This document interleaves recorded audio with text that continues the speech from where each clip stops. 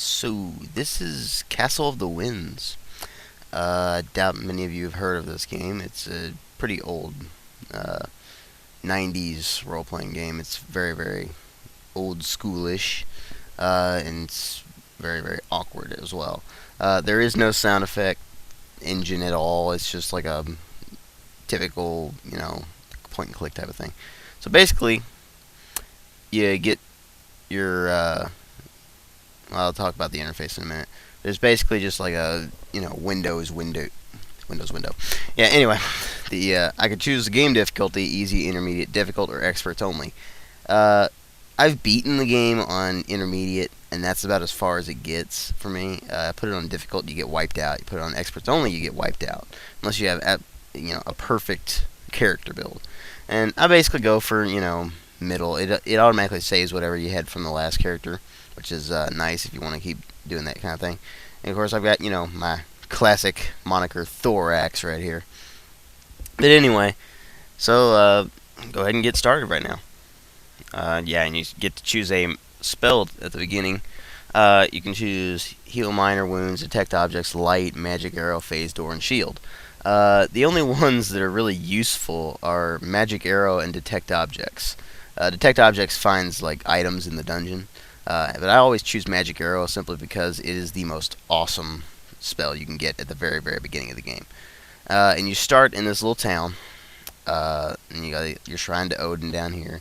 You got your general store right here, your Bjorn the blacksmith, the village sage, Olaf's junk store.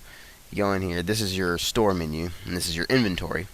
This is your pack. You can have multiple types of packs in the game. Here you see the small pack, small bag, belts, stuff like that. I generally don't buy anything at the beginning of the game, simply because you don't need to. And I'll show you why in a minute. But you go up here, and I'm going to do review storage, and it doesn't show anything. But here's the background, and I'm going to scroll that a little bit so you can actually see it. So here goes my awesome narrator voice. Hiding anything from young children is difficult, for when no one is watching, they have a way of getting into every nook and cranny of their ever-expanding world. And so it was that at the age of 12 you found an ornately carved wooden box hidden above the rafters of your farmhouse home. Intrigued, you examined it closely, from the intricate crown on the lid to the tiny lock that resisted your simple attempts to pick it. At last you replaced it where you'd found it, and continued to search for birds' nests and mice that had taken you there in the first place. It stayed in your mind, however, and you found yourself wondering, as you lay down to sleep at night, just what might be inside. Farm life can be hard, for there are always chores to be done, especially as the only child being raised by aging godparents. But there are joyous times as well, when the harvest is in and life slows down to contemplate the splendors of autumn's beauty. And often, on those crisp autumn nights, you manage to coax a story out of your godfather, sorry. Sometimes he would tell legends of the gods, wondrous tales of the battle between Thor and the giants, or the troubles caused by the trickster Loki. Other times he would tell of the days of his youth, when, as a brave young warrior, he had served in King Lithrandir's royal guard. But this night you had another subject in mind, for the carved box had been in your mind for days. Just so you know, this is kind of heavily based in Norse mythology, so in case you're having absolutely no clue who Thor or Loki are. Thor is, the god of thunder. He's got the big hammer. He's, awesome and everything. Loki is the trickster god, And anyway, grandfather, you said. For while he was not truly your grandfather, he seemed his closest one. What's in the box under the eaves? His eyes opened wide, and he shot a look at your godmother, who sat nearby. Well, he said at last, if ye be old enough to be asking, I guess ye be old enough to know. Why don't you fetch it here, child, and we'll take a look inside? And yes, I'm going to do that for the very short moment that he's here. Anyway, minutes later, you watched with anticipation as he drew a fine chain out from under his tunic and used the small key that dangled from it to open the lock. Slowly, he lifted the lid, and you caught a glimpse of gold reflecting the firelight. He reached inside and drew forth a finely crafted gold chain with a circular pendant suspended beneath. What is it? You asked in a hushed voice as you stared at the slowly spinning pendant glinting in the firelight. Excuse me. A gift from your true father, he replied. He came to us 1,000 years ago with the blood of 100 wounds covering his body and the awareness of his own mortality in his eyes. He handed us a small bundle, you as an infant, and collapsed on our doorstep. He awoke just once before he died, and he asked us to raise you for him. He said the amulet he wore was to be yours on your 18th birthday. If you were worthy, he whispered as his voice failed, it would lead you to fortune and glory. You watched as your godfather gently lowered the pendant back into the box and closed the lid. And so, my child, you have much to live up to.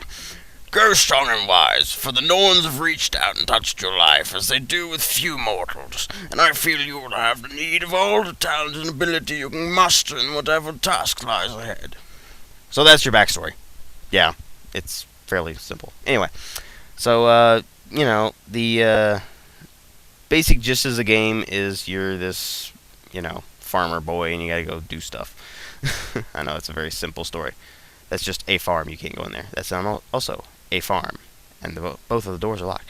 This tells you different stuff down here. Here's your hit points, your mana, your speed of the game. The time of the game is actually measured by steps you take instead of everything else. And this tells you where you are. Up here, you have the file menu, your new game, load, save as, all that kind of stuff. Character brings up this menu, in which you can see what your character level is, what your experience is, when your next level is, what weight you have, and that changes depending on what you're carrying.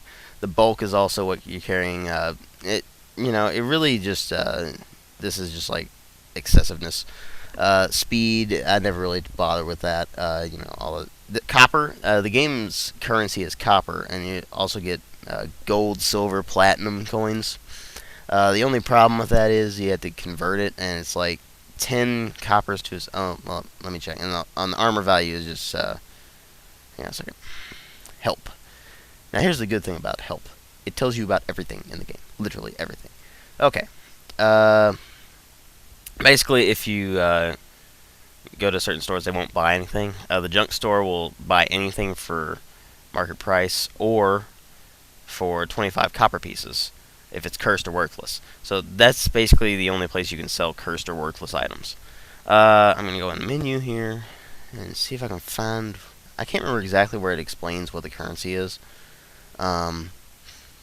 If I'm correct, it's like 10 copper pieces to a silver, 10 silvers to a gold, and 10 golds to a platinum, but I'm not sure. Let's find out.